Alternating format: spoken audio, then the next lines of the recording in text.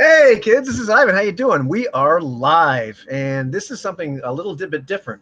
Tonight I am privileged to be on a round table. Well, not a round table, a tribunal, an RPG Venn diagram, if you will, with Sam of the Chalice and Chains channel, and with Jason of Dark Age of Roleplay Games, and with Scott, who is, of course, Disemvowel. And we are going to meet, I think we'd said something like once a month or whatever the hell it is. You'll find out. And we're probably going to rotate who actually hosts the show, if you will. But we're going to talk about various topics and see if how long it takes before we're actually strangling each other through the screen. So, figured seeing this is Scott's idea in the first place, I'd let him introduce his idea and talk some more. So, I'm going to shut up now. All right. Thank you. So, hey, first off, thank you guys for being willing to humor this, at least for the first section until Jason turns his camera off on an internet malfunction. Yeah, so our topic for tonight, right? The first trial is rules for thee, not for me. And it was based on a post Jason made. I think it might have been like a month ago at this point, right? And Jason had put on the Facebook group how so Jason, you can stop me anytime where I'm not trying to mischaracterize. I want to make it fair, but also stop right there. Shut up, full of shit. Is the rules in the book are there for the players to obey and adhere to, and for the GM to adjudicate and change as necessary. Yeah. Yeah, I think I think the rule book is purchased. The rule book is utilized to learn the game, and you should show up knowing the rule book, and then we go from there. Outstanding. So I think and I really enjoy that. Right, I think it has some depth to it that when you look at maybe the game that sort of basic fantasy style, right, where it has it's concise and it's clearly laid out as sort of, I think what you can do, right, is most rule books. And for folks like Sam and I, and Ivan has played some and you played some, there are the games that are on the other side of that is like, here's a small framework. It's up to fucking you to decide what you can and can't do. So I think is there a disconnect in the games that people prefer to run versus sort of these very concisely written, like Pathfinder will outline everything you could possibly do. D&D outlines everything you could possibly do. And if you stretch outside the box, you tend to confuse or confound the situation, right? So for a situation, I'm playing a warrior. I'm armed with a bastard sword and a shield. That's all I have. There's a halfling cannibal about 35, 40 feet away from me. I can move to it to get close to it, but I can't act on it. Or I can double move to it, but I won't be able to act on it anyway. And the halfling cannibal is going to murder our mage, right? Mm-hmm. So as the GM, we know what the rules are expected of the player, right? But as the player now, even when we're playing basic fantasy, let's say, here's what I want to do. And this is for you three as GMs. And then I think this might carry the discussion. I'm going to move my 30 feet and then I'm going to throw my bastard sword the last 10 feet. Yeah, but that's roll to hit. All right. But that's not covered in the rules. Well, in basic fantasy, it's not. And that's outstanding. Yeah. In Pathfinder, that might be a problem. Yeah. Right. Well, yeah. And it freaks people out. So that's what I'm saying. Like, so is that fair or unfair to other players at the table? That there's this completely wild ass hair that gets brought up, and how much are you changing a game for players, right? And does that now become a common standard at your table? At my table, because I use, or just in general. In general, you mean? Yeah, you, Sam. Yeah, Ivan. Any DM.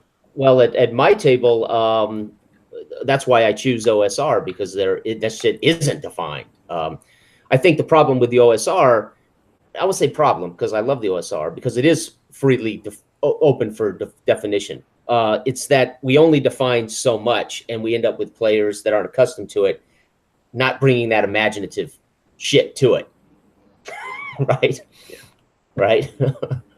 Yeah, I think conversely, in more of like a modern game, like, in 5th edition D&D, for example, that would just be very easy to adjudicate in that you would make a ranged attack with disadvantage because it's a melee weapon, it's a bastard sword, right? So, I think it depends. I think that if there's a system out there that has very specific rules, And I've never played Pathfinder, so I don't know. But in 5th edition, for example, that wouldn't be game breaking. That wouldn't cause any problems mechanically.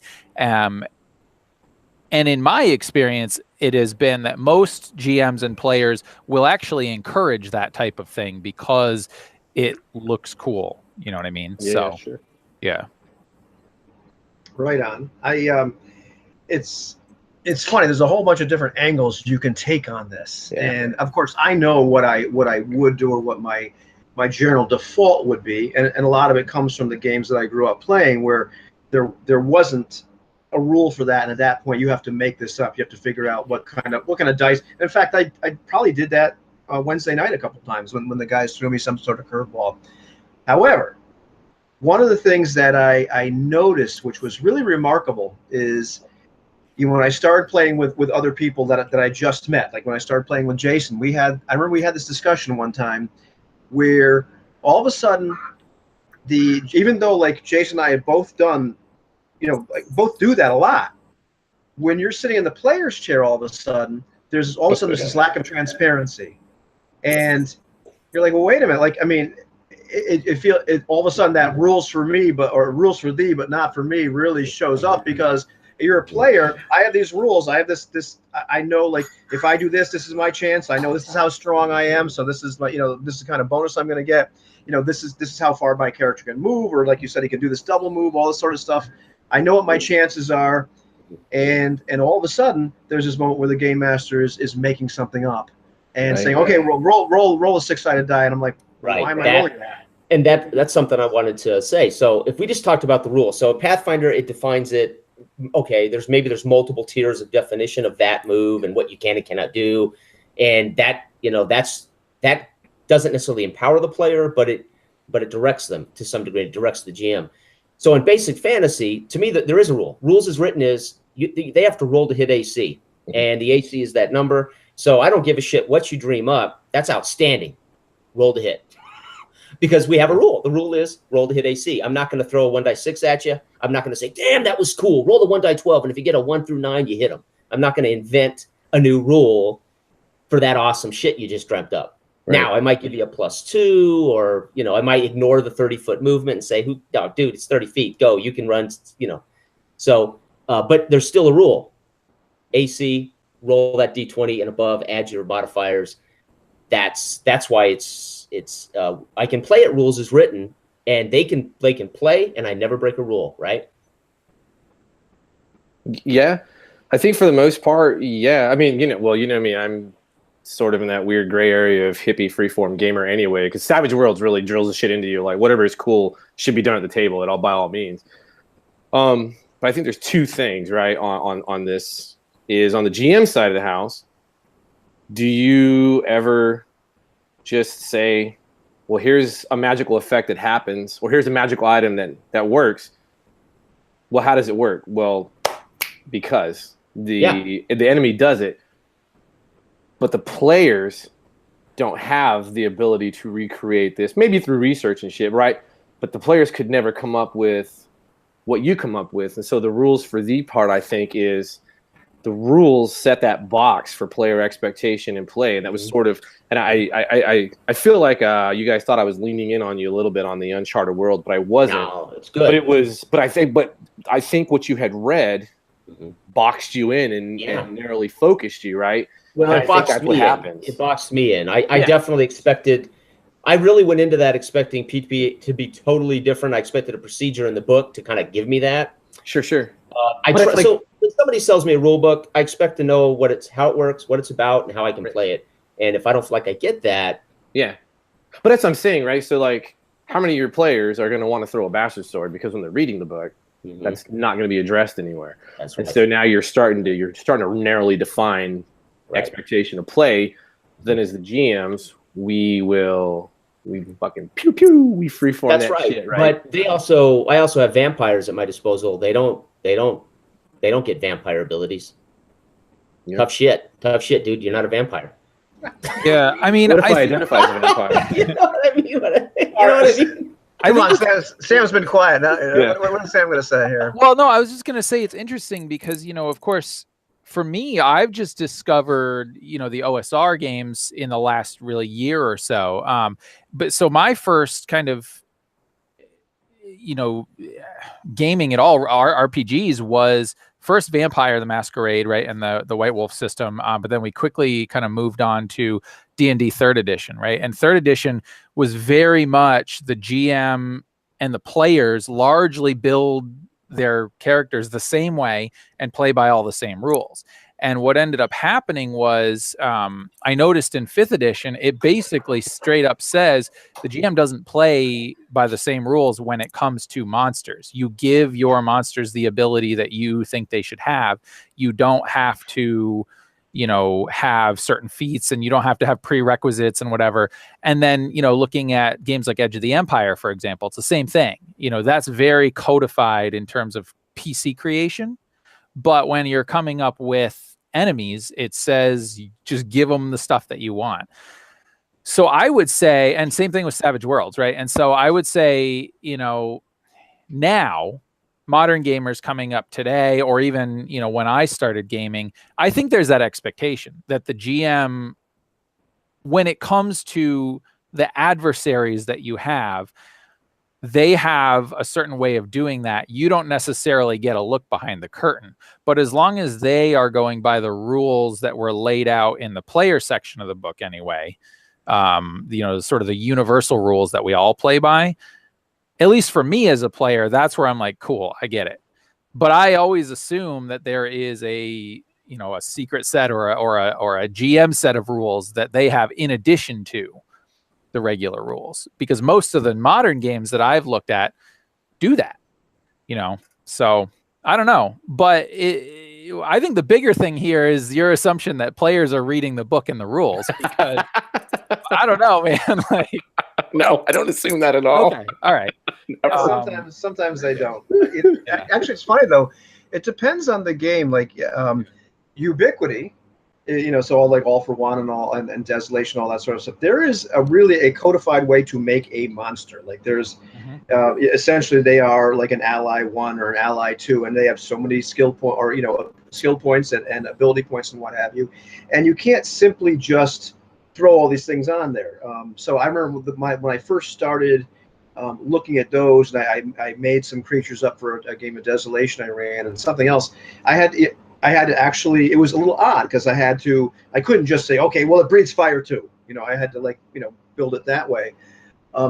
Another interesting thing that just happened in a game I'm playing in. We're playing in a game of Mithras. And it's Call of Cthulhu. We're using the Mithras rules. So it's Mythos Mithras, which is impossible to say 3 times fast, even once. But we had this scene that just happened where we're driving a car, we're riding a car, and we have some gangsters chasing us, and they shoot, and they hit a gas light that's right next to us. It's 1906 in Shanghai. The gas light explodes. It pours kerosene down on us, and eventually something lights the kerosene. One of the characters actually is on fire. My character is on fire. We get put out. All these terrible things happen. Another scene that we were in right before that, where the staircase collapsed right into the room that some of the other characters were in. Anthony was running the game, and Runeslinger, and the thing what he's doing in that game, because there are rules for all this sort of thing, is he's literally rolling for this. Like, he doesn't know what's going to happen, and so in both cases, some pretty cool stuff happened. There's very exciting scenes. It kind of sucked to be on fire, but it was what it was. But realistically, in a lot of other games, we could simply just use GM fiat and say, okay, yeah, the kerosene gets all over you, and oh, now you caught on fire. What do you do now? Right. The effect's the same, but in one case, there literally are rules for thee and rules for me. Like, right, I have to abide by these rules as well. And we haven't even gotten to the fudging part. That's what's coming up right now. So let's get the ugly F word out in the air, right? Fair, because you're gonna have players like in like an OSR game where it's just like, all right, you shoot the kerosene lamp, the shit falls over, you congratulations, it's on fire, you're on fire, what do you do next? Well, that's where you're gonna see the rules for me from a lot of, well, not a lot, but there are many players willing to call fucking shenanigans, right? and be like, oh, hell no, show me in the fucking book where it says that happens, or show me in the book how this happens, right? And that's where you start I think we see some frustrations. Yeah, I'm looking for the grenade-like weapons in here right now. now. Exactly right. And see, I think that is also on the GM to be fair. If there's a random chart like he's looking up right now, that to me is fair. But I would never GM fiat that you're also on fire. It's right there. Yeah. See, it's right there. Yeah. So there's another rules as written, right? If I use that and they catch fire and die, I go. Yeah, that's for a thrown grenade, not a shooting a kerosene lamp, right? Right. Yeah. Right. Well, right. So here's well, but there are rules for well, there may not be rules for explosion diameter. If there were rules for explosion diameter, you'd say, okay, you were here, you shot it, it blew up. I mean, that's when we get into the crunch of measuring all that horse shit, right? So I like to use the dice 6. You know what? You are in close proximity. We're going to roll the dice 6. So 1 or 2, you trapped your ass. And 1, 2, you're on fire too, right? I mean, everybody digs the 1 dice 6 trap rule, right? At least I do. And most players smile and goes, all right, fuck, that's cool. Yeah. What's up, Sam? What's interesting about this whole thing is that, it's the idea of GM fiat, right? And the idea that does the GM believe that this would make the game more entertaining, more exciting, more interesting, right? And so what I found to be interesting about that was in the cipher system that was created by Monty Cook, they sort of pay homage to that by having a rule basically called a GM intrusion. And essentially what you do is if you, the GM, think that there should be a complication added to the scene that would make it more interesting, more dynamic, whatever, you can offer a GM intrusion. And what that means basically is that you would offer the players 2 experience points. Mm-hmm. They could choose to take one, and then they would give the other one to somebody else, and they accept that complication, right? So it's basically saying, I'm going to do this thing to you, but I'm going to give you something for it so that you don't feel bad, right? So it was fascinating. Dude, this is about to break out into one hell of a conversation. And that's okay. And I'm not necessarily saying that I like that. Board gaming to me. That's what we're here for. Yeah. Well, it was interesting because that, I generally like the cipher system. Now you can hand that XP to the guy to your right. Yep. But you can refuse the GM intrusion. Just hand that XP over to Joe there. Joe get it. Right. No way. But that's codified by the rules, and so the players have that expectation that they will be given the kibbles and bits. I wouldn't play it or GM it. Yeah. Well, I might play it, but I wouldn't GM it. But it's funny because it's like specifically in the book, it's saying, well, listen, GMs are going to use GM fiat anyway. Mm-hmm. So to make it so the players don't cry about it, right. And I think that's what all of these rules to me have come into play over the last, 15, 20 years to try to take away the shitty GM, the guy that doesn't quite have that intuition for doing this shit fairly. That's kind of how I think yeah. Kind of right. Yeah, I kind of see where you're going with it, is that like one of the reasons I GM more than I play is because I've tried to play and like in person at the table, and they're just fucking terrible. Yeah. Like, well, that's something I've had a chance to do this year, is play more than I ever have ever. Mm-hmm. And I can honestly say I had, as I've said this before, this is no secret. The best experience I've had yet, which again is only saying I've only been playing really for a year, was my Lamentations game with Ivan as Jurgen. Was the best experience I've ever had, but it was also simultaneously the most frustrating experience I've ever had because of the OSR, not because of Ivan. Because I'm reading Black Death. I've played versions of games like Black Death. They have skills. I've now played a game with skills. I've now run games with skills. The Hexenhammer Witch Hunter in Black Death, dude, I have the sixth sense. I can tell if this woman is a witch, goddammit, and I'm going to use this skill. I want to know, is she a witch? I'm wasting my time. Well, in Ivan's game, there was no way for Jurgen to actually be a witch hunter, and it was frustrating as hell for me to determine whether that girl was a witch. Why not? You had the skill, so why couldn't you use the skill? I did. I tried. I used my bag of glass. I used all of my witch hunter shit, and if Ivan ignores it, or if Ivan goes, Ivan, was that rules for me? No, that was literally That was literally he wasn't doing anything. Well, you didn't say you shook it 3 times. No. Actually, in that case, it literally his character believed something that was not true, right. And everything that he was doing was essentially not triggering anything because. Okay. Mm-hmm. And that's what was fascinating. Was something else. As a player, I was frustrated, but later I realized, oh, she's not a witch. No, if she was a witch, that'd be good for you. It was my first real serious experience being able to play a character in an OSR. I had never played in a D&D game or an OSR. I've only ever run them. So it took me a while as a player to get past the frustration as Jurgen and say, oh, shit, right, she's probably not a witch. But I didn't want to metagame that shit, right? Yeah. Well, no, yeah. But in Black Death, I literally could have said, it says right here, 6 cents. Is she a witch? And I would have saved an hour of role play time. Right. Right. So I have learned that I really like freaking skills. Right. Now, let's say she had been a witch. Is this an early on in the? No, this was hell. I'd already thrown out my choleric abilities. I had forsaken my god. I'd become a fighter. This was like session 4, wasn't it? Or 5, Ivan? Yeah, it was like 5. Yeah. Okay. Because it's kind of.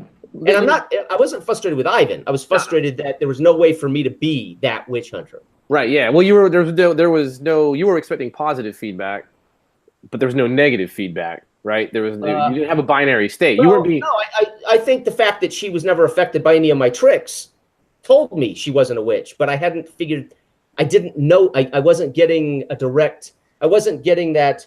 You weren't getting told a no because your witch hunter would logically know this is not a witch. Right. Because you tried things and you marked the blessing. Yeah. So I think this is where Ivan had mentioned cheating, or I'm sorry, fudging. She could have been a quantum witch, right? Well, I think she was going to become whatever made the story more interesting. That's what, right. So the quantum ogre, right? That's the frustration.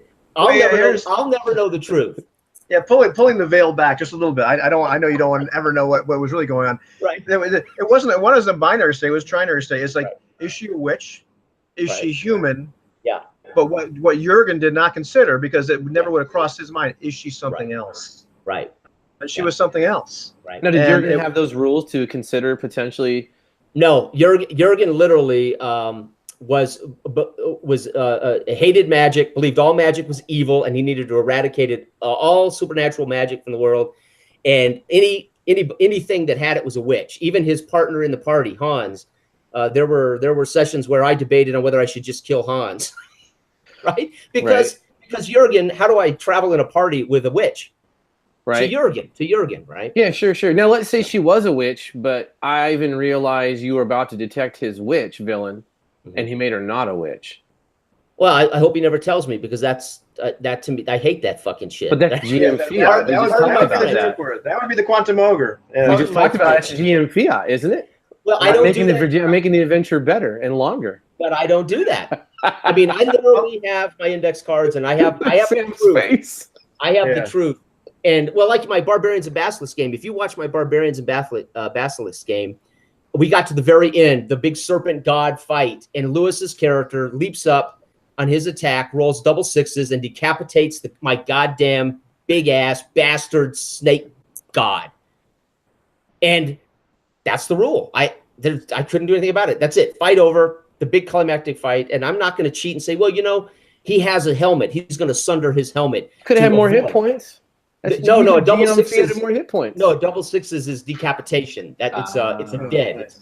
So I can sunder armor, or I could sunder a shield, but it was this changing snake god thing, and I thought, it turned out to be an epic moment because I didn't cheat. I see Sam's unmuted himself, which he's wiggling a little bit. I was going to say something, but I'll let Sam go first, then I'll go next. Sorry, I was wiggling because I accidentally kicked over one of my lights, and I noticed that it's like darker now, so it's making me feel weird. But you look fine. By the way, I don't know if Jason got like a better camera or has better lighting, but I was like, damn, it looks crisp. I actually went in and tweaked the settings up to high def. Yeah. I wanted to make sure everybody could see my day's growth of beard and my really shitty tie.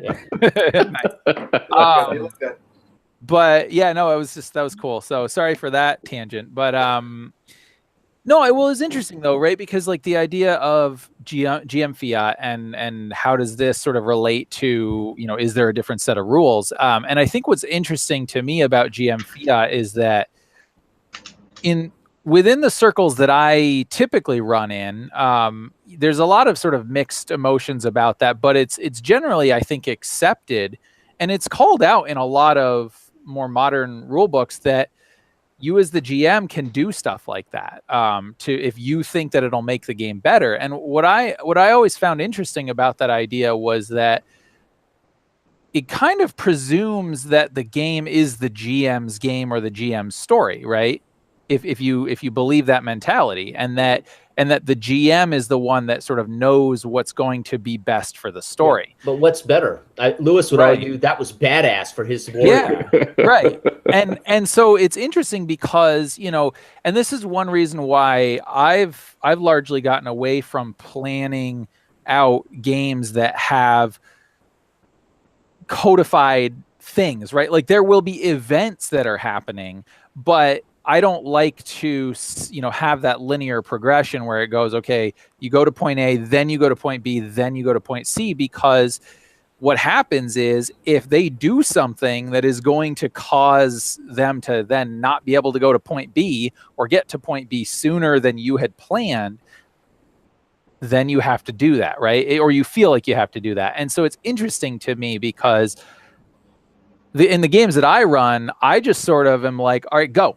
Like I let the players go and then I react to what they do. And so I find that more satisfying because then I don't necessarily know what's going to happen. And so as a player, that's what I enjoy about playing games is I don't know what's going to happen, right? You should never know what's going to happen. GM or player, shit. I agree. But it seems as though many times you see people have these games just scripted out. They're like, oh, I have 13 sessions planned out. I'm like, what? I think it depends on, like Blood and Bone. I wrote a 5-act thing. Act 1, this was what they were going to be challenged with. But shit, if they died in the first act, game over. Right. You guys want to do something else? If they chose not to go try to steal the gem for the prologue, and they want to go in the back door and up the stairs and murder the merchant prince, I don't give a shit. But there was going to be the moment where the prologue was over, fade to black, act 1, you're now here. Yeah. Because this was meant to be, Blood and Bone makes it clear these are chapters. These are told really in chapter type stories. So my job as a GM too is to say, wait a second, I'm playing Blood and Bone. I got to fucking run Blood and Bone. Pardon my French. I got to run Blood and Bone the way the book is intending it, right? Basic fantasy, I could do that, or I could let it be open box. But Blood and Bone says, hey, let's think about it like this structure. So my job is to, I got to be capable as a GM. I mean, I see all these guys that want to be professional GMs. Yeah, but they're running one game. Professional GMs should be able to run every freaking game the right way, the way it was intended to be played, right? I think. So to call yourself a pro, you got to be able to do all this different stuff.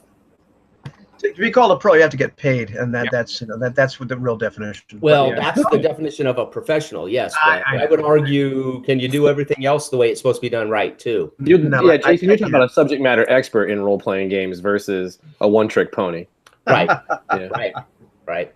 Ivan, did you have a rebuttal to the? I did. Well, I did. I was waiting, but Sam was wiggling so much. I'm like, I gotta let him talk because he kind of freaked once you said, I forget what you said, but.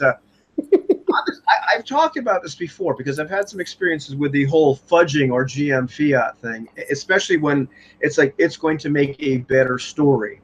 And I'm going to pick on Sam a little bit because we've talked like internally in a group where Sam's talked about the idea that like oftentimes, like a lot of us kind of know like what would make a better story or what would make things a little bit cooler. Some of us, and Sam I think is one of those guys who just he knows, what, if this happened right now, this would be really freaking cool, we've talked, he gravitates towards games that are kind of collaborative, like, kind of that out of character meta, like writer's room thing, like, hey, it'd be really cool if this thing blew up right here, or if to be honest, yeah, if the freaking bullet actually hit the gas lamp right now and the kerosene sprayed down here and the car went in front, that's cool, So I had a couple experiences, you have those moments as a game master where and I think we all have this regardless of whether, what a real integrity is or whatever like that. When something happens, the dice rolled, and you're like, son of a bitch, you know. And you know, I killed Jurgen, and it was sad because Jurgen died, but that's kind of the way the dice rolled. There's these other moments, you know. I was running another game for Jason and a couple other people, and it was a fun game. And the game turned out to be much more comical than I thought it would be. The characters became kind of lovable, but we were playing basic fantasy role-playing game, and the chances for one of them to die just like that were really high. And so I started to wonder to myself, if we were going to play this as a campaign, I would be kind of sad if one of them like bit the dust. And are we playing the right system? Because at some point I might wonder to myself, gee, I might want to fudge a die roll if it killed them. Yep. And you know, so sometimes I think, and that's why I always say know that system, because I agree. If you want to have a campaign or 4 sessions, don't pick freaking Lamentations, because shit, people die. Right. They should die. They should die. I don't know though that I would necessarily agree, in the sense that, you know, maybe everybody has to set their expectations to the system, meaning you can get invested in these characters, but you have to know that they could die. And if that happens, you got to decide whether you want to make a big deal about it in game, in character, or not. Does that make your story better, Sam, if one of your characters dies? I don't know. Would you fudge it to make sure you got this great session, you got this great thing going, and you're like, oh, we're gonna lose Joe's character? No, I mean, I wouldn't, but I think that's something, you know, I think that's setting expectations, right? Because this debate has, I mean, you guys have all seen it, but like, especially on, you know, on social media and in some of the, you know, the more modern game groups, this comes up a lot, right? Because a lot of people sort of talk about that, and it happens particularly in like the 5th edition D&D groups, because there really is an expectation in that game that your characters will have longevity, right? It is designed to do that. Dragon and so, Age, yeah, exactly, right? And so it's a legitimate question as to, you know, gosh, we're in session 4. This character has just started to experience, you know, their arc, and man, this would be so good if they got to experience it. And then the dice do what the dice do, right? And you're like, oh boy, this could be really bad. An old lady with a chair leg freaking kills the guy. Yeah, right. but which is what happened. But here's the thing: for Lamentations to work the way it did with Ivan, we had maybe 2 combats in that 6 sessions. That's why we were role playing, and we were in a story. We were investigating. We were trying to figure shit out. That was not D&D, right? We used Lamentations, but if it had been like my games, where you're going to get in combat, I'm playing D&D basically, right? Yeah, so you know, you're going to run into goblins. Oh shit! Well, y'all might die right here. You know, up in another half an hour, I might roll Wandering Monsters. Y'all might die here too. So. Ivan went out of his way, I think, to pace that game in such a way. But when we got to combat, I certainly knew Jurgen could die, because he almost did twice. But he paced the combat. The One Ring talks about this. Make sure combat doesn't show up every 2 or 3 sessions, because in the One Ring combat, you do not want these characters to die, basically. So make sure combat comes up every other session, every 2 sessions. Right. And I think you could take Beyond the Wall, and you could tell these great stories. Just make sure combat is meaningful, right? Forget meaningful death. Let's talk about meaningful combat, because that's what happened to Jurgen. It was meaningful combat, meaningful living. His death then became meaningful, right? That's what was all right. That was what was right about all of that Lamentations game. So at that point, the rules, sorry, Sam, but the rules would have been perfect, because it would have been a unifying factor, right? As far as you guys are concerned. So I have one question, sorry. So about expectations of system, I don't have it in front of me. It's probably behind me somewhere. Basic Fantasy. What are the character levels presented in Basic Fantasy? 1 to what? 20. 1 to 20. Then I have an expectation that system I will not die, and I will make it to 20th level. When you see the hit die, when you see the average weapon does 1 die. Besides that, but you know what I'm saying? Like by writing that, you're telling me you expect me to go to 20th level.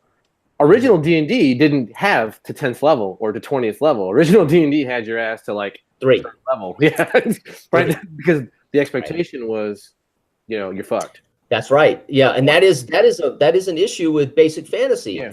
It is set up to be a remaster of basic BX, basically. Right. Yet it shows you the same level charts that you see in Pathfinder, in D&D 5th, in modern D20.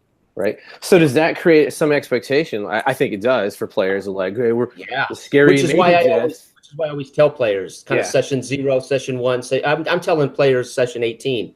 This shit can be dangerous. Yeah. I think too. Here's where something like if you read the rules of any game, it doesn't take a genius to figure out, man, wow, I could die really fast, or whatever could actually happen.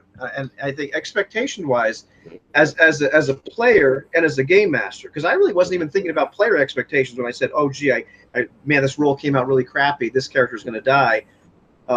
I think you can read a system and pretty much know, man, this is a lethal system. Yep. This isn't a lethal system. You can read fate and say, okay, well, man, it was a nuke would have to go off to kill me, or whatever it would have to be.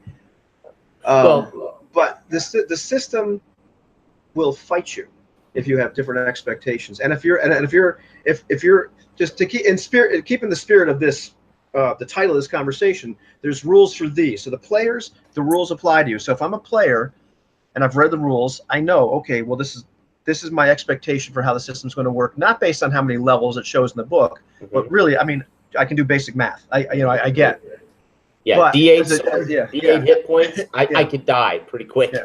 If I read the book. If you read the book. Now, but now Game Master, when there's not rules for me, or if you start to take that mindset, then you are kind of like this architect or this choreographer. And at some point, there's that moment where you may find the system that you've decided to run fighting you. And now as a game master, are you deciding, well, I'm going to fudge.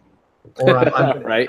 Like there's the advice you see on the internet all the time. I'm not going to say people's names because it's really irrelevant. Yeah. But you're playing a game, doesn't matter what game it is.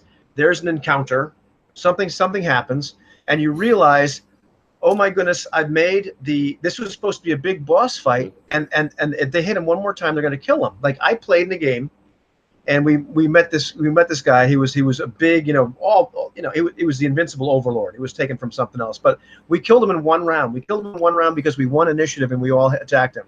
It could have gone very, very badly. It could have been a very exciting fight, one of those epic things that you tell your children about. When I played, D&D or whatever game it was. But what happened was we killed him in one round.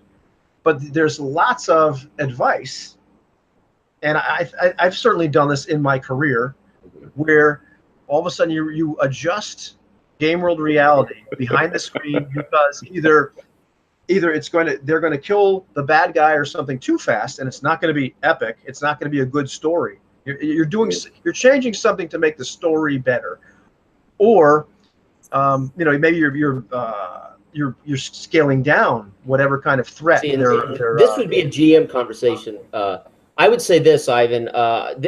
You and I may totally disagree on this. I expect the players to change the game.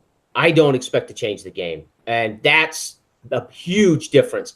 When a character, when like Lee as Esme dreams up this thing and tells me what he wants to do or she wants to do, I say she's about to change the game. It has not I give the players that fiat, so to speak. As Scott started this whole conversation, the guy who runs and then says, I want to throw my blade. You're about to change the game, basically. I want the freedom I need the rules to adjudicate that fairly. But so I think I want to see the players change the game, but not by breaking the rules, but by actually declaring action, doing crazy shit that you walk into a room in basic fantasy and there's 6 skeletons, and I described you the room, and you just go straight up right into the fray of 6 skeletons, and you don't wait for the freaking cleric to take a shot at turning undead, then you're gonna die. Get creative, think a little differently, right? Think about what else you could do. I wonder if this whole problem sort of stems from the idea that many of us like to come to role-playing games to emulate the movies or the video games or the books or whatever that we read. Because there's a couple of things that I've thought, and Ivan, in your example, you're right. This comes up all the damn time, right? Oh, well, they're going to one-shot my boss monster. And I've been in a situation as a player where that's happened, and it was friggin' great, you know?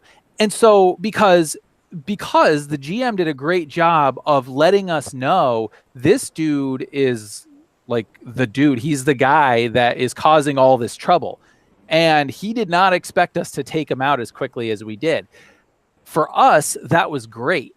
And so that advice is problematic when you say, well, should I fudge because it would be a better experience to have that fight go on longer? Because in that particular case, as the player, it would not have been a better experience for me.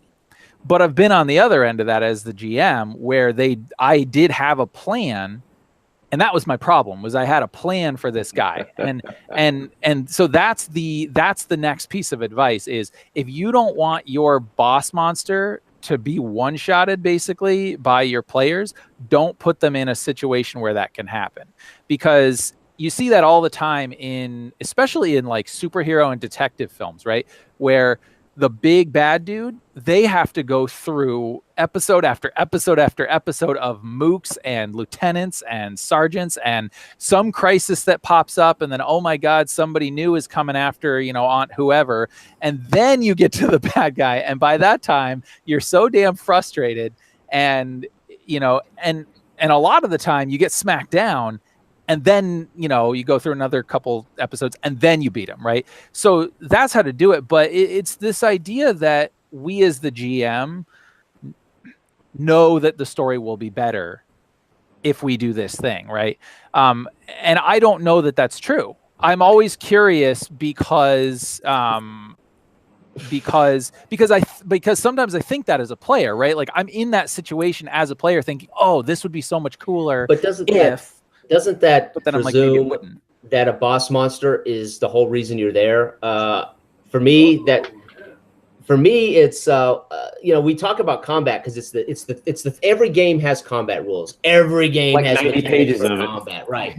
So you basic fantasy, you got 2 pages of combat, and then everything else there's nothing else, right? There's saving throw rules. That's it. And there's how many of the spells are combat oriented, right? Right, exactly. Yeah. So. But what about the game where, we're not talking about combat, right? So at what point is your boss monster, I don't want to just go through the encounter process to the boss monster. Now in D&D, very much, it's the exploration of the mystery or the maze or the dungeon or whatever horse shit we put in front of players. But the bottom line is, what happens? No, really, what happens when we're talking about the spy shit, right? What happens when we're talking about the guys who are thinking, forget beating this witch with my axe and my clerical abilities, right? Those players aren't coming to your OSR, are they? No. But I think that I think it's the bigger point is as the architect of the game, right, of the session, the GM, you have something in your mind that you think this will make the session good, and presumably you think the players will feel the same way. And so I think the idea is that if there are rules in place to adjudicate whatever the task is, whether it's combat or whatever, if they overcome the obstacle by the rules in the book more quickly than you think would be satisfying, should that be changed? That is amazing to me, because you know what I would say? I think it's the actual right here, right now, awareness of event that I want to experience. I'm not even thinking about the boss monster. I'm not even thinking about my character sheet and, oh shit, I can't wait to use that +10 skill, man. Where am I going to get? No, I'm not even thinking like that. So I that's what I'm saying. As a GM, if you're thinking this is going to be this is the moment, man, then you're already planning and thinking and preparing, and you've missed all the subtle shit that players are doing that they're actually digging. You end up actually thinking railroad them to this awesome boss monster fight, and then they ruin it anyway. They end up dying or they end up killing it. Exactly. But where's my GM fiat? What's that? Where's my GM fiat? Right. So someone has to be devil's advocate on here. So where's my DM fiat to change it? You guys said it was my story. So why shouldn't I give the monster 100 more hit points and make him whittle that fucker down? Why should I let him one shot? It's my GM fiat. It's my game. So I am going full devil's advocate on this. These are quotes from this last few minutes we've had. It's my game. It's my story. Right. Yeah, Right. They sure I have GM fiat, so why shouldn't I change what I want? Fuck them. They're here. They're at my whim. They serve at my leisure. Mm-hmm. Right. Yeah. So I'll bend the rules. You know what, Scott? I bet you 90% of GMs do it. It hurts my heart to even say those words because it's I guarantee you, there are a whole lot of GMs that do it. You know what though? There's a lot of players that are perfectly fine with that. There are. You know, I've talked to I don't know how many times I've talked to players and they're like, dude, I'm just here to like experience whatever story you've got for me. Like, I don't care. The ones that don't like that become GMs. Penalty. Do we need an air horn? I have the conch. Where's that goddamn conch? And so, you know what? There's a lot of people that do feel that way. I'm trying to roll over this freaking wire here. It's amazing this room. So I have to tread carefully because I've tried to be a nicer guy these days. There are definitely a lot of people who feel that way. It's funny because I started talking about what the hell was it? Was it architecture? No, not architect. Choreography. I started looking at this because I noticed that a lot of people, a lot of game masters, are choreographers to a certain extent, and it's my game. I have this. I'm the architect of this world. This is my grand story, and there's nothing wrong with that if that's what you like, and there's nothing wrong with being a player that likes to show up to experience the game master's story. And it was a whole era of gaming that's what it was about, you know, and not just the White Wolf, but the whole, you know, when D&D went that way, and it's, you know, I'm not going to go down because it doesn't really matter what game it was because lots of people play like that right now. But and then like you look at Jason laughing. Name it. All right, but anyhow, we won't say Dragonlance, but how dare you, sir? I won't actually say Kender, but ruined fucking D&D forever. Listen, but anyhow, that mindset isn't for everybody, and for a lot of people, for a lot of game masters, for me, the idea, like I'm not there to create a grand story. I certainly have ideas, and I have to fight with myself all the time. You know, there's things that I thought might happen. I mean, I'm sure we've all had this moment where we're preparing a session and we're thinking, you know what, it'd be really cool if this happened, or I think this is probably going to happen. We have these scenes. We start to write a story a little bit in our heads, and then people do something completely different. And as a player, that's awesome. I'm not even going to tell the audience what you just wrote. As a player, that's terrible. As a player, I don't want to experience somebody else's grand story. I really don't. That's going to bore the crap out of me because I don't want to be somebody that's there just to supply dialogue. Yeah. Well, and that's the other conversation. That's one of the misunderstandings. You know, I think I had with my players this week. We have this shared world of Esbalon. I have all this. I have a timeline of shit that happens, and I gave them feedback as to what they've done as their characters, their choices, what they've done that's impacted the world. And they thought they were basically saying, "Well, dude, you gave us that information, but it's not going to impact. I'm not going to play my character any different. I never said you should play your character different. You should ultimately fucking play. But this is what you've done to impact the world."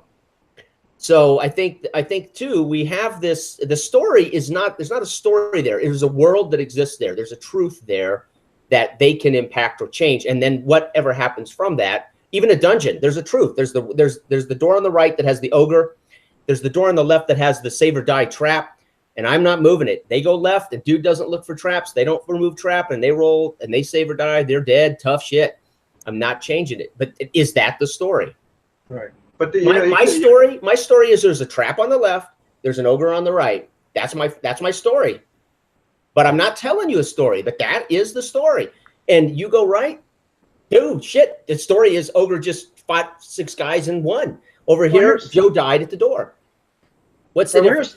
I want to go to something Sam said before, because this is kind of where the story shows up. So your players have killed the boss monster. So the solution for that is to not put them in the situation where they can kill the boss monster, and they have to go through all these other things to finally get there. this assumes that the players won't like go that way and get to the damn boss monster and kill the boss monster. But at that point, they're no longer following what would be the cool story. And so there's times when we can. I'm saying we because I don't do this because it's bad. But, we can kind of like maneuver our players into this story. Right. So what we're talking about, Ivan, is you are cursed with knowing. Right. Yeah. Because I'm brilliant. As the GM, you are cursed with fucking knowing. If you didn't know, how much greater would this shit really be? Right. Well, at least in your mind, in your heart, right? You're like, oh, I have this amazing shit plan. And to borrow from something, as Anthony's in our chat, or the live feed is like, Jason, where Jason was going with this is you got the ogre, you got the pit. It's not really story you're creating. You've laid it out. You're really, in what Anthony says, they're making history. Right. That's the history of the game. The story is all the background fluff and all that shit, right? Right. Of the world and the people and the villages. And I call that flavor, and I don't see why that's a problem. I don't think it is. I don't think it is. But I do. Yeah. I think Anthony probably had a more specific word. Is you're creating history at the table. I think the danger is this. And I think this is what we're all trying. I'm not trying to say. I don't want to speak for anybody else. I think the danger is this. I want them to solve the mystery of the murdered. Right. And this is my thing about Call of Cthulhu. I have never played it. I've never seen it. I've never read the book. Ooh, heretic. But when somebody says to me, we're going to play Call of Cthulhu and you're going to solve a mystery, I immediately go, oh, fuck, we got a story. I got to jump through these hoops. I'm going to red herring the mystery until I figure it out. Right? Well, you don't. No, not really. Well, that's the thing, right, is you don't. Because you can solve a Cthulhu tale immediately, right? I mean, there's things you can – it kind of depends on how you have it laid out and shit, but there are – like, you can skip to the chase on a lot of shit and just say, fuck it, here we go. But part of that is the building of the tension and the decreasing of insanity of your character, right? Mechanically, the system informs you the rules for thee, tells you none of my NPCs are going to go insane because they're already batshit crazy. Right. None of my monsters will go insane because they can do all the cosmic horror shit they want. Right. Your character has a very specific set of rules that only apply to your character. And I'm going to leverage those against you in the most horrific ways possible to entertain you. Got you. So there is no story. No, there's sort of like an overarching theme. There's basically slowly destroying your character. Basically, right. There's like you in a Cthulhu adventure, you set off like there's a madman who wants to do X. Right. Here's your initial clues, and you usually build clues depending on what people are going to kind of. Because it's the 3-point clue system. Of like, where are they logically going to go to? Yep. And then there you go. And then in my basic fantasy Hezbollah world, there's a madman king who wants to do shit, and there's shit going on everywhere, and you can navigate it or avoid it or hide from it, but you're going to face the consequences of shit happening at Fort Dahl. Yeah. So and you wouldn't shift like there's a timeline of events that's going to happen, and if you miss something, fuck you. You should have gotten to it. Right. So what are we really talking about? We talk about. So what I guess I'm trying to ask, tell me what you mean by you don't want to be directed by story, Ivan, because Ivan actually said this. Oh. He doesn't want to be in the game, right? Or you could, Scott. I don't care. No, because when somebody says to me they don't want to sit at your story game and go through your story game, I've now thought, okay, well, what is that? Because it ain't Call of Cthulhu. Clearly, Call of Cthulhu is run very much like I run my open box, my open stuff. So give me an example of what that is, because I don't think I run it, and I don't think I've been at one of those tables. Oh, I've been at like thousands. But yeah. In other words, a game master has an idea of what's going to happen, and literally, there's bumpers on. You are going to go. There's going to be a progression of events that happen as you go from A to B to C, and it could be very, very obvious, but it could be they could quantum over you enough that it's very hard to see that you're being railroaded or you're being led through a story. And there's a plan to big reveals, and there's all this. I did all of that to some degree in Blood and Bone, because I had to prepare acts for a chapter. Right. So I did. So I have to admit that they could still change their mind or do things, but there was definitely a structured thing that was going to happen that was supposed to be encountered at every act. Right. And there's beyond that. There's just the simple idea that there should be, and see, we're going way the hell off topic, and I want to bring us back on topic. Sure, yeah. But there is that thing. I had that discussion with Brian, like there's it's a hangout video where we talked about the fact that we're very similar, except for the fact that he believes and wants there to be recognizable story elements in a game. Like, I mean, in terms of like, you know, in the Lit 101 sense, that there should be some kind of recognizable story or plot elements in there, and it couldn't. If it's simply just a transcript of what happened, that's not satisfying. It has to have some level of Lit 101. So there is some level of choreography that goes on with that. But if you permit me to give us a hard left turn, one of the things that I've encountered in the whole rules for thee but not for me, where all of a sudden I realized I had some freaking rules to follow, is I started reading a bunch of Powered by the Apocalypse games, and I believe overall in my heart that like they are very well a good distilled set of principles to use, like that, like just some best practices, you know. Yeah. I mean, let's throw out how the mechanic works, something like that, like some basic things to do as a game master. However, here's the interesting part. When I forget which was the first game I actually read, I started looking at like when you can actually do a game master move, and there's like rules. All of a sudden, you realize, well, I can't just do something, you know. At first, it takes a while to really, but you realize, okay, it's when a character rolls a weak hit. Okay, you get to do some kind of move, and the moves are, you know, they're on the gamut. You know, we've all kind of read the games, or when a character rolls a miss, then it's time to pull out a GM move, and then there's the idea like, well, when else can I do that? You know, because normally you'd think in most games you're going to pull some bad crap whenever the heck it makes sense. And then it talks about the idea like when the character's actions demand if they do something particularly stupid, like run into a fire or, you know, burning building.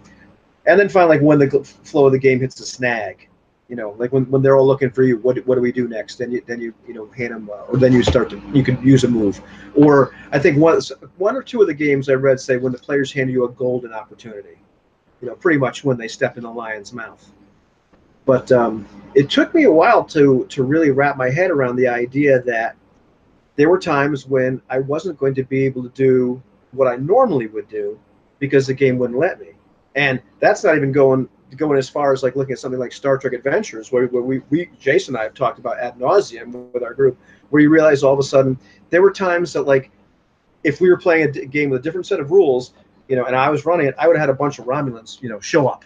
But now, well, no, you actually have to have X amount of threat before that happens.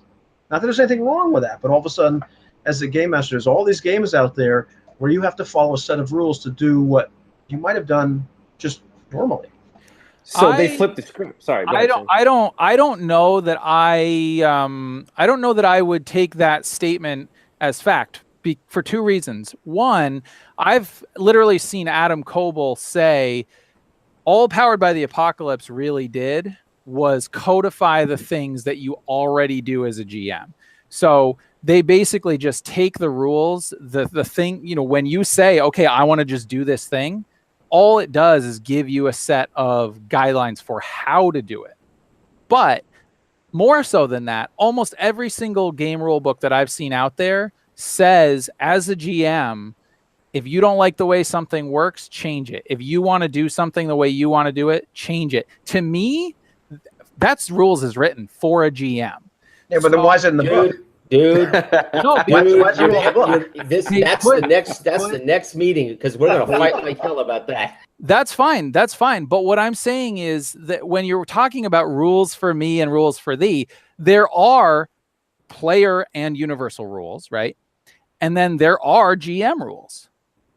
As far as I'm concerned, when I've read the books, I mean, a lot of GM chapters will have general advice, right? And they'll give you how to set up a story and a campaign or whatever. But almost every single one of them says, do what you think makes sense for the story to make the game fun, to make the game entertaining for everybody. And almost every single game out there says, if a rule's getting in your way, or if it's not working for you, change it, throw it out, modify it, whatever. So, yeah, they also say watch illusionary gaming too, because once players pick up on that, your integrity is shot to hell. Maybe, but I don't know that I agree with that either, because again, if let's say, you know, I'm 20 something right now, and I come up and the only thing I've ever experienced was D&D 5th edition, and I read the books, right? and I, you know, and I get into it and I read the DM's guide and I start running the game, and everybody else at my table is the same way. Is your credibility shot? I would say no, because I would say that the book and the game and the sort of common idea of gaming now is that no, the GM is there to make the story fun for everyone. Now, if it's not fun for everyone, and maybe it can't be, then you've got a problem. But that's what's been so liberating for me with Blood and Bone. That's the first system I've ever seen or read in which I instantly felt that there is nothing to get in the player's way of doing their shit, because we share this understanding of a simple die roll, right? And then I, as a GM, totally understand the nature of what I have to ask them or do, and it's so elegant. That's in a better. So there's an example of where I think system starts to break all of these boundaries. It starts to say, you know what? Do we have to stick with this OSR thing? Do we have to jump into the PBTA box and try to make sense of that? Maybe system really can do it, but now, do you want it in Blood and Bone, or do you want it in Spies? Do you want it in?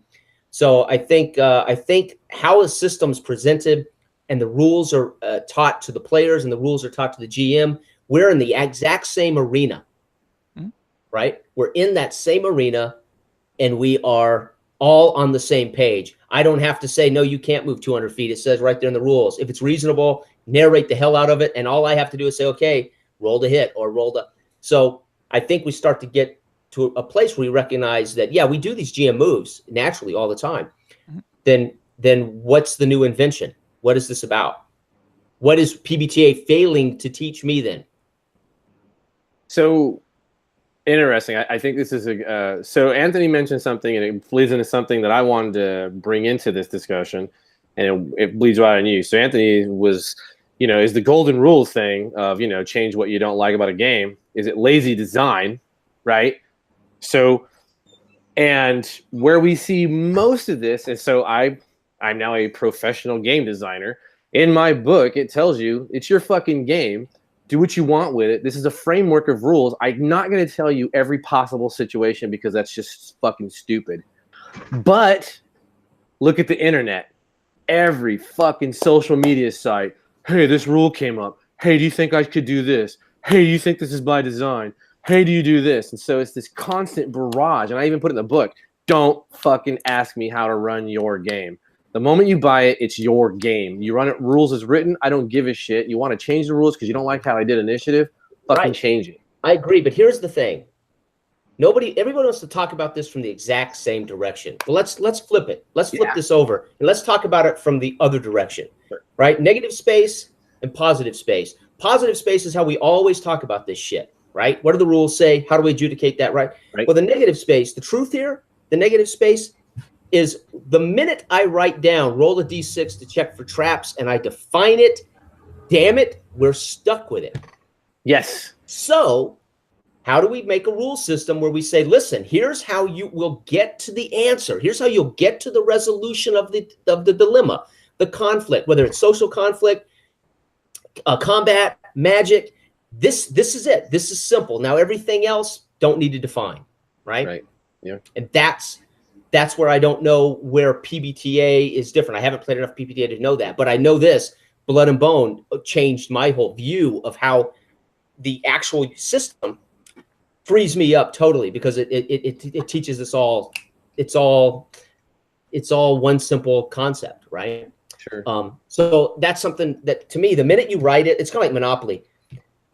If I tell somebody we're going to role play Monopoly, they can do anything they want to do, but you're still going to roll a die 6 and move your little thing around the board, and you got two choices: pay your rent or buy the property, right? Those are your choices. So once we define the rule, we're screwed. We're screwed, right? So I think you can say that. You can say, they make this shit anything you want, but you have defined some shit already. Right. So now you as a writer have been responsible for teaching it to a point.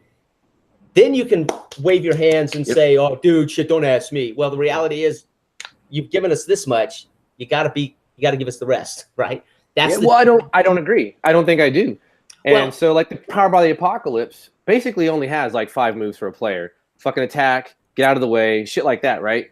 But it doesn't tell you, PBTA expects you to hyper narrate those 5 actions. Whereas other systems, and this is a like long time ago, and I'll mention a channel name I know it was kind of verboten, but it's an old channel, Tetsubo. We were in conversation one time, right? And he just told me, I literally need the fucking book. I play Pathfinder because it tells me what I can do. Yeah, actually, right? I made my first video and rebuttal to him. Yeah, right. About that one point. And those players are still out there. And it's not, I don't think it's, Jason, I don't think you're at fault for this. It's like you haven't been exposed to it, right? But of these free-form fucking huggy hippie systems, right? But I do it all the time. And I do it. That's why I choose. I don't think OSR is even remotely comparative rules-wise to PBTA. It may not be, but that's why I choose games with 6 rules as opposed to 42 rules. Right, yeah, that's what I'm saying. You try to minimize the impact. I'm trying to minimize. I'm trying to get the freaking rules out of the way, right? Yeah. So I think you're on a good pedestal for it. But I think that's watching the video with you guys that was for you specifically. I was like, oh, Jason is fucking frustrated because you were trying to logic your way through like, what the fuck is this character sheet tell me I can do? God damn it, instead of just letting it wash over you like a hippie wave. You're talking about UW? Yeah. Now, UW, my frustration was I just didn't. I thought there were more strict rules. The irony is, I actually went into UW thinking I'm not allowed to put anything into the scene. I literally believed I wasn't involved. And it's such the opposite of what they expect. I know. I was like, I read the book, and I went, damn it, the procedures are the same. I made the video, and then it's like, no, dude, no. I actually expected PBTA to be actually more formal. Oh wow! I was that ignorant of PBTA and I had read the book, but I thought the procedures just like D&D. Yeah. But I thought because they were sculpting the scene that I was supposed to speak out of it. We talked afterwards. I'm telling for the love of God, talk. Say something. But I really believe that because there was some player agency that they were sculpting this scene that Ivan had brought them into. That my character was supposed to stay the. Right. Yeah. Shut up. No. So the character sheet's actually so simple. It's like, shit, this is awesome. Yeah. I love the character sheet. I'm like, God damn, this is going to be great. But then I couldn't talk. I thought I couldn't talk. Right. This ushers in something that I just talked about recently. In fact, I tried to make a video for my channel for this like 8 times. And they all sucked. So I'll try again. But I made one like internally. I talked to a bunch of friends about it. And actually, our friend Eloy brought this up. He was talking about the fruitful void, the idea there's lots of games out there. And I think they all have it. I think all games have this area where the rules are silent all of a sudden. It doesn't tell you what to do, which is what you start off with at the very beginning, throwing the bastard sword. There's this part of the game. Worse. It doesn't tell you what to do. And it could be bad game design or just could be the way the game's designed, And there's this fruitful void, and Eloy probably did not make that up, but it's a great saying. So it is. As game masters, we make up stuff, stuff to we make up stuff, and we fill that void. Like we put our spin on it. We adjudicate things, we do all this sort of stuff. Right. However, the flip side of this is the players may not like the fruit that we bring to the table. Right. Yeah. Exactly. And there's something like they may expect a different level of transparency. They may expect a different level of agency. They may simply be another game master, Sam, who I'm just making sure Sam was listening. They may be another game master who, like, when you bring your fruit to the table, when you fill that fruitful void with something, you're thinking, I wouldn't have done it that way. The guy's used a freaking banana. I would have used a freaking grapefruit. What is he, freaking crazy? It's like, what the hell is he doing? Like, I would have done this differently. Mm-hmm. Yeah. And some games have this big expanse, and some games have a little one, but it doesn't matter. We all kind of fill up that area with a place where there's not rules for me. I'm making the stuff up, and the players like, I'm not really digging how you did that. Yeah, it's dangerous. It's very dangerous. Yeah. And I mean, again, this is why people like Pathfinder, because they want to be able to say you're allowed to move 30 feet, and you can do this, this, and this. And the players go, I can move 30 feet. I can do this, this, and this. I want to be able to, as a GM, say, and this happens all the time. This happened in my 5e game last summer. And people are, well, can I do this? Well, first of all, I don't want them asking. Just tell me what the hell you want to do. Let's do it, right? Don't ask me. But worse, they're like, well, I can move 30 feet. I'm like, shit, just throw that 30 feet thing out. Go ahead and stab the damn thing, right? They're like, well, yeah, but I'm actually 2 blocks away from the, just go hit the damn, Yeah. I feel like I'm breaking the rules to tell them, don't worry about that last 2 blocks. Just go hit the damn creature, I'm coaching players to just play. You might actually be in those systems in which there are feats or talents or whatever that actually allow you to move more, and you as a character have invested whatever the in-game currency is to be able to do that where another player or character can't. Yeah. And those people leave going, that bastard, he just let him do. I did that in Starfinder. Yes. I ran Starfinder one time for my local guys, and it didn't matter because Stephen Harold and Brian didn't give a rat's ass. They didn't have enough feats. But I just told them, we're not even going to use the feats that way. If you can do this thing just to narrate it, we'll just use that feat as a narrative tool. And we had a great time. But I just ignored Starfinder, basically. I wish everyone else would. Well, fuck those systems. Right. How about that point? I don't think we fought enough. We didn't have enough actual. We all agreed too damn much. Well, I think we agree. We just, I don't know. It's just. All right. Oh, wait, you want me to stir it up? I'll stir it up. Here we go. I had another point to make, but go ahead. Just disagree, you little bastard. Well, no, I was. I don't know. This might be taking it a little too far, but I've got clothes that are older than you. You know that? I believe you. I got games on my shelf that are older than you. That's true.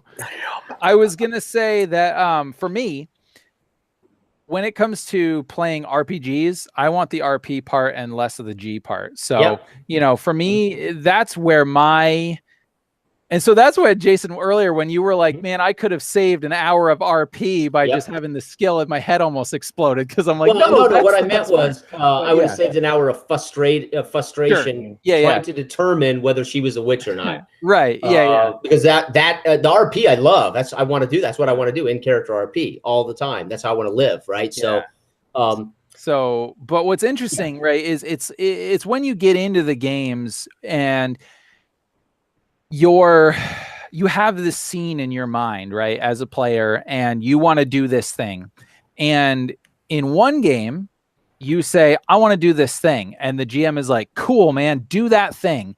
And then you want to do a similar cool thing in another game with another GM, same system.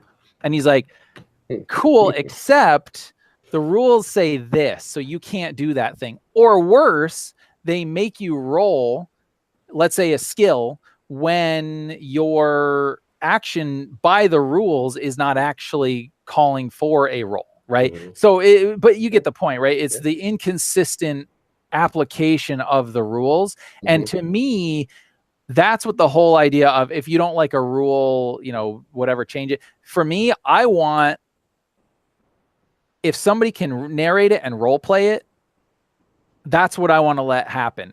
And then if there's a chance that something will go wrong, let's roll a dice, right? Yeah. Let's roll dice. Yeah. And that's what every book tells you, by the way. Even the only time you should be rolling dice in basic fantasy is when you're rolling to hit or be hit or rolling to save. Yeah. You shouldn't be rolling dice ever in basic fantasy unless it's triggering a direct chance of damage or death. Why the hell are you rolling dice at any time in basic fantasy? Which is why when they added the skill chart and all that shit, it's like, wait a second, there are no skills in basic fantasy. If I ride a horse, I'm a fighter, I can ride a freaking horse. Right. Now, me, on the other hand, if I'm running an OSR, I'm pulling out the dice anytime it might be entertaining. And and honestly, like, I have stolen every freaking mechanic under the sun. I love the 2d6 mechanic, like, for the basic Apocalypse World mechanic, because if I'm not sure what to do and somebody says I want to do something, I'll pull that bad boy out and say, go ahead, we'll roll the dice, and if it scores that like 7 to 9 range, I'm like, this is going to be interesting, and I make something up, but the irony is, I've had a chance to play, I've had a chance to GM some of these other games. I haven't had a chance to GM a PBTA. Blood and Bone has shaken my foundations, and it's a freaking D20 game. So I can't imagine how much fun I could have once as a GM, I really do want players. I want it to be their game. And that's ironic because I think a lot of GMs really think it's their game, and to me, it's not. Now I have to put some shit in front of them because why are we there if I don't? But it's their game. Agreed. And that's the way I feel about it. And this is the thing about mechanics. Going to what Sam just said about narration, I want my mechanics to support the narration, and I want the narration to be supported by the mechanics.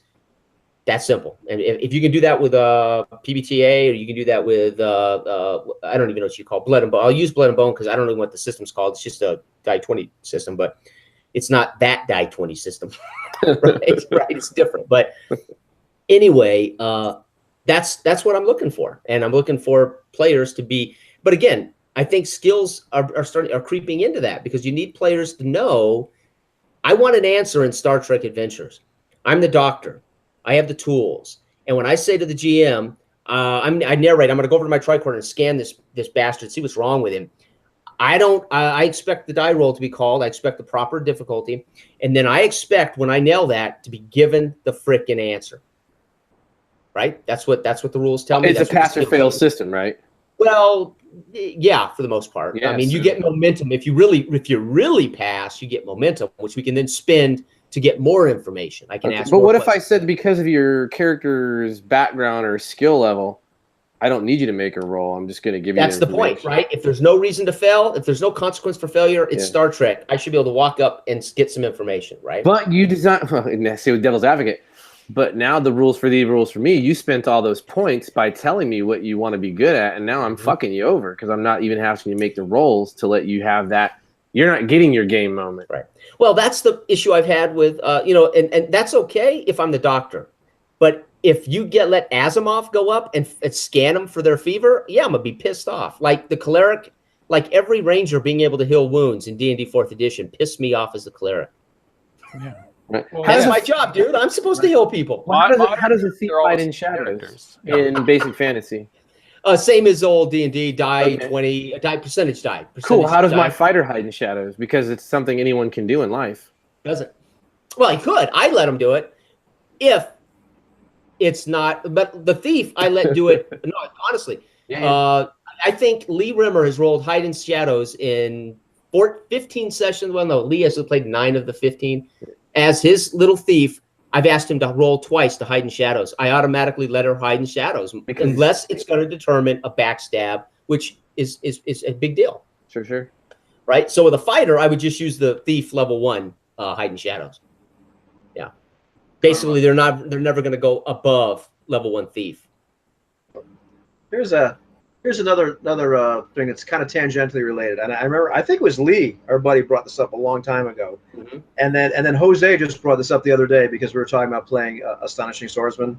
I don't know, but the idea that there are games out there, and they're probably like holy grail games when you really start thinking about it, where the player wants to have a lot of rules. And the player wants to have a lot of rules because, in a lot of cases, it lets them do a lot of stuff. You know, they want to be able to customize their character. They want to engage in all these mechanics. The game master wants there to be as few rules as possible because it's freaking hard to run a game with all this crap. And the theoretical, like Holy Grail games, and like in some ways, Astonishing Swordsman managed to do this a little bit. There's a lot of rules for thee. And there's not a hell of a lot of rules for me. Like, you can still adjudicate things, And I think, there's some games, I was looking at there's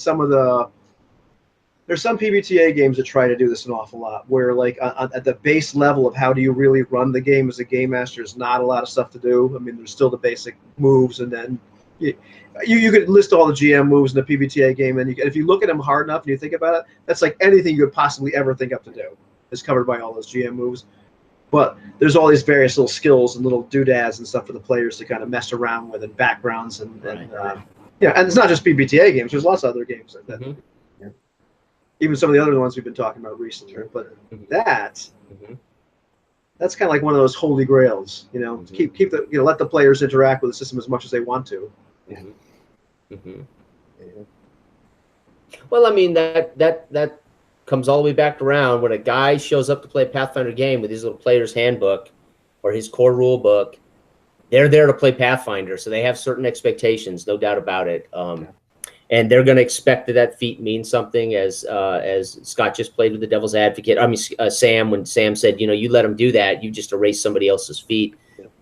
That's why I say rule books matter, right? The system matters. Well, those systems are outlined in those rule books. Rule books matter, and that's the first and best chance I have as a GM to say to somebody, if I can't do a session 0, or I can't send them a PDF, or I can't tell them all the great things I'm going to do to this game system to make it better than Scott's game of this. Right, yeah. The bottom line is, you bought Lamentations, read Lamentations, come to the game, know that shit, and then maybe quickly, I'll tell you beforehand, these are the changes that are going to happen. We have to trust the book gives enough that the players are capable of doing the thing. But as you said earlier, Scott, they probably aren't reading it anyways. So, right. Well, and to be fair, if you have a 150-page player's handbook that costs $50, and you don't know that you're gonna, I mean, my thing. So as you guys know, I love Edge of the Empire. Mm-hmm. That core rule book is $60. Yeah. There is no option for the players to get a condensed version with just the players' rules, right? Now there are obviously lots of ways to acquire the rules and whatever. Otherwise, but so that's hard because mute that bastard. He's about to say something he shouldn't. Right. No, get banned on YouTube. But what I'm saying, right, is that's why players don't do that, right? Because and so what I'll say is, play your games online, record them. Then if you want to play in somebody's game, you can watch their game and find out their play style, because then you'll know if you're playing 5th edition and you say, great, I want to run up the huge gorilla things back, do a flip and, go over to here. I don't need, this guy is going to tell you, well, yeah, you got to make a roll first to get up the gorilla's back. Then you got to make a roll to flip over here. Then you got to do this, where this other GM will be like, well, no, the first part of it's just covered in your movement speed. The jump is where you have to make your athletics check, right? So it's so much of it comes down to how someone interprets the rules and puts them into practice, and what expectation the players are coming to. Because at the end of the day, like, I like games with a lot of combat, but I like games with, where we have fun and interesting role play moments. So if we never got into combat at all and never rolled any dice, but all we did was role play the whole time, that'd be great for me. Others would hate that, So. Yeah, I mean, part of the reason I like what I like to run and play is I don't get to run around with a sword and a shield in real life and kill shit. So by God, I come to the game to do some of that. I think maybe I don't run a lot of combat. Yeah, I was gonna say, Scott lives with that shit, right? So, but I don't get to do that. I don't get to be a witch hunter in real life, right? I could, but then I'd end up in jail, right? True statement. Or unless you're sponsored by the federal government. Right, exactly. Awesome. We haven't even touched on the phenomenon where, like, as a game master, I can just say time passes. And now it's 2 weeks from now. But as a player, you don't get to do that. Nope. Oh my God. There's another rule. Yeah, right. And that you could know be what? important. Thank God for the GM that says time passes. No, man, I need each day. I need that check, son. Thank God for the guy who says, and 3 days later, you encounter a bear that's strangling your buddy in the woods. Yep, because I rolled my random, because I rolled 2, and then I finally nailed it on the 3rd. So I don't need to narrate the boring ass first day, boring ass second day. I just say for 2 days, good shit. 3rd day, bear. How dare you, sir? You took away my chance of encountering a bronze dragon that's just randomly flying about. Right. Yeah. And what do you mean I have to track rations? I didn't write rations down on my sheet. The bullshit game. Yeah. So what you said, though, I think this initial barrage is to see the personalities and see where we are. Yeah, this is a very light topic. It's the next one that we're going to have a good time with. The next one, yeah. Yes. What's that? Is that to shave the head or not shave the head? It would be Sam. We have bad news for you. Yeah.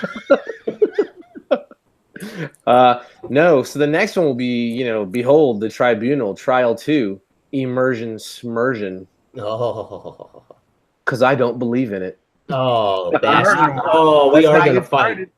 And we are going to fight. Well, it depends on what we call what. You're right. Let's save it. Let's save it. See, I could go all now. See, I was the one that said I want an hour of this. Yeah.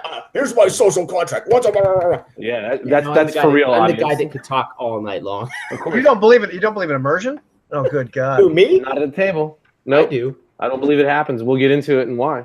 Oh my God. Awesome.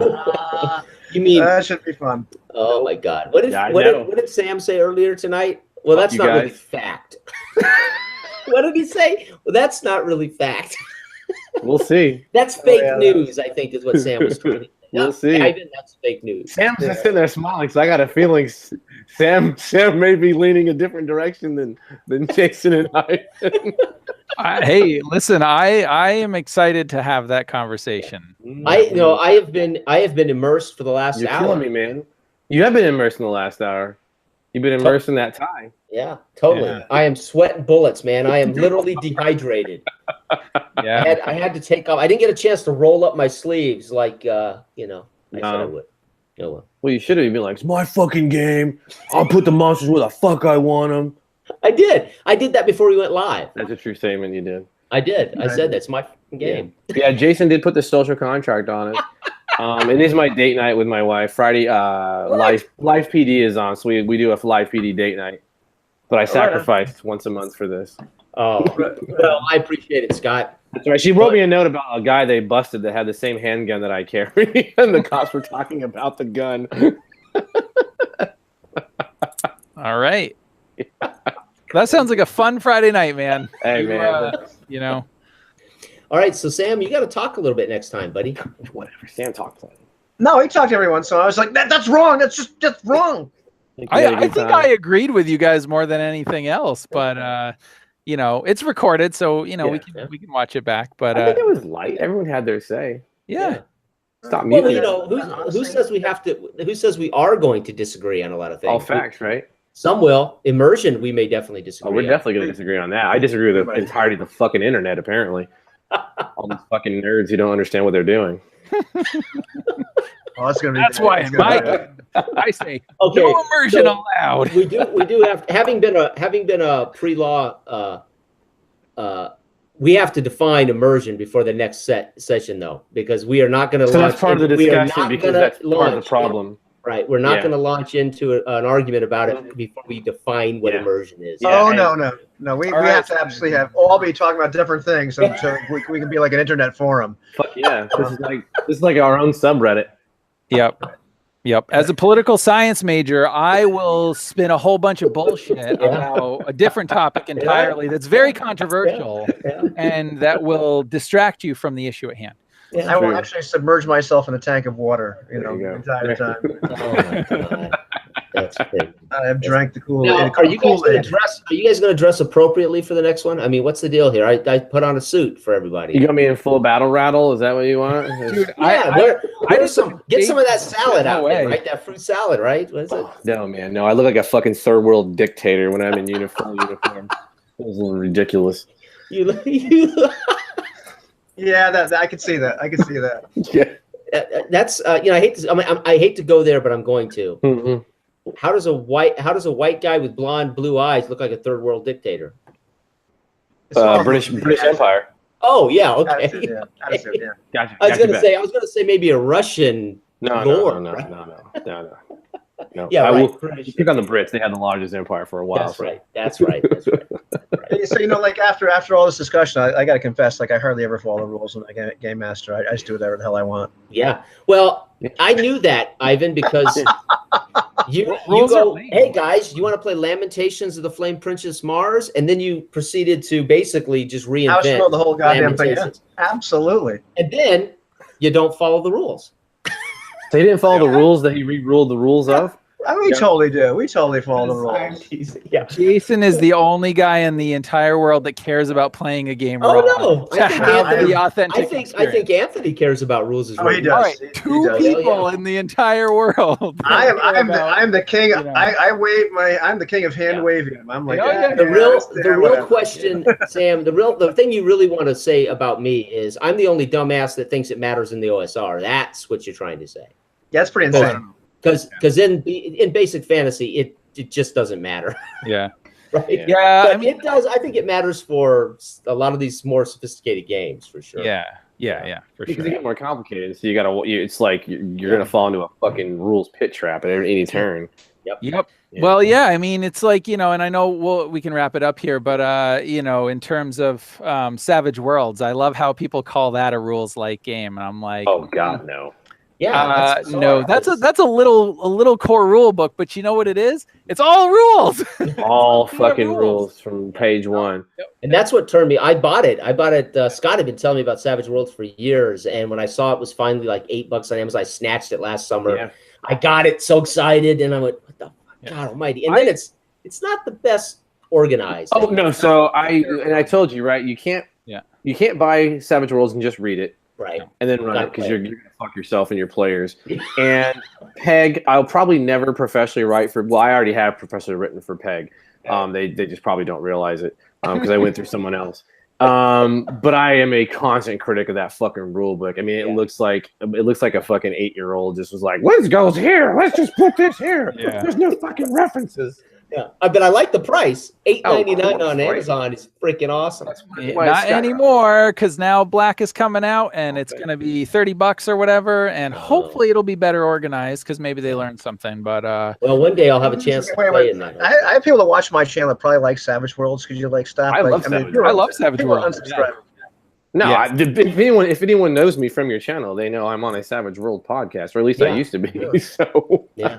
I love Savage Worlds Worlds. makes I a lot will of probably stick never pins in run my it, eyes, but mostly. I will play it because it's fun as hell. Savage Worlds actually saved me as a human enjoying entertainment.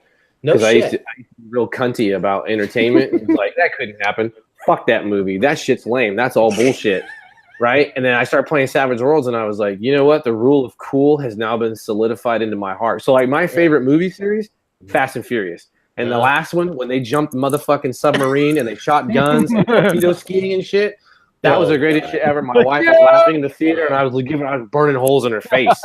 How fucking dare you? Yeah, you will be. then you will be bored to death in my game, Scott. No doubt about it. I run every game. I run as high octane. Bored. No, he was totally immersed. In the movie, yes, because it's possible. Because there's no. Well, we'll get into that. So we'll save it. So Savage Worlds made you believe in shit you can't believe in. Now we just need to find a game system that'll teach you immersion, so you can change that second piece of your. But that's your problem, and that's what we'll talk about. You never will find a game that can put you into immersion. Oh no! See, you guys said you believe in immersion. You fucked yourselves by naming games as being immersive, but we'll get into that. Well, I think this one should stop the broadcast before the people see the real. You stupid son of a bitch! I gotta kill you.